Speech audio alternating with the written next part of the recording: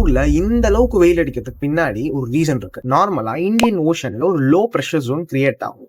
அந்த ஒரு low pressure ஜோன்னால rain clouds எல்லாம் அது அட்ராக்ட் ஆகி மழை பெய்யும். ஆனா நம்ம இப்ப ஃபேஸ் பண்ற சூப்பர் எல்னினோ என்ன பண்ணிருச்சுன்னா, இந்த ஒரு லோ பிரஷர் ஜோன் 16,000 கிலோமீட்டர்ஸ்க்கு தள்ளி கொண்டு போயிடுச்சு. இப்ப நான் சொல்ல போற விஷயத்த நீங்க கேட்டீங்கன்னா சூப்பர் எல்னினோனா என்னன்னு புரிஞ்சிடும். ஸோ நம்ம எர்த் மெஜாரிட்டியா வாட்டர்னால சரௌண்ட் ஆயிருக்கு. ஸோ நம்ம எர்த்ல ரைட் டு லெஃப்ட் தான் எப்பயுமே காத்து வீசும். ஸோ இந்த காத்து என்ன பண்ணணும்னா வார்ம் வாட்டர்ஸ் எல்லாம் ஒரே இடத்துல கொண்டு போய் ஸ்டாக்னேட் பண்ணி அந்த ஒரு இடத்துல ஒரு லோ பிரஷர் ஜோன் கிரியேட் பண்றதுனால அந்த low pressure zone rain clouds எல்லாம் அட்ராக்ட் பண்ணும்.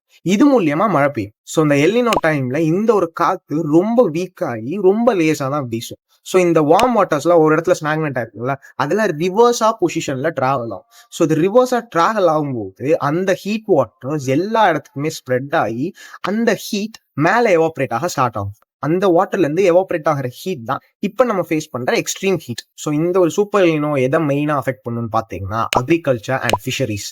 அதாவது அக்ரிகல்ச்சருக்கு ரொம்ப தேவையானதே மழை தான். இந்த ஒரு மழை இந்த டைம்ல பெய்யாதனால இதை ரொம்ப அஃபெக்ட் பண்ணும். And second fisheries. ஸோ இந்த ஹீட் வாட்டர்ஸ் நம்ம இந்தியன் ஓஷன்ஸ் சூழ்ந்திருக்கிறனால அண்டர் வாட்டர்ல இருக்கிற ஃபிஷஸ் எல்லாமே அஃபெக்ட் ஆக சான்சஸ் இருக்கு. யூஸ்வலாவே 1.5 to 2 டிகிரி செல்சியஸ் அந்த ஹீட் வேவ்ஸ்ல இருந்துச்சுனாலே அது ஒரு எல்னினோ எஃபெக்ட் தான் சொல்லுவாங்க. அது மட்டும் இல்லாம இந்த டைம்ல 3 டிகிரி செல்சியஸ் வரைக்குமே டிஃபரன்ஸ் இருக்கிறனால இது ஒரு சூப்பர் எல்னினோ அப்படின்னு சொல்றாங்க.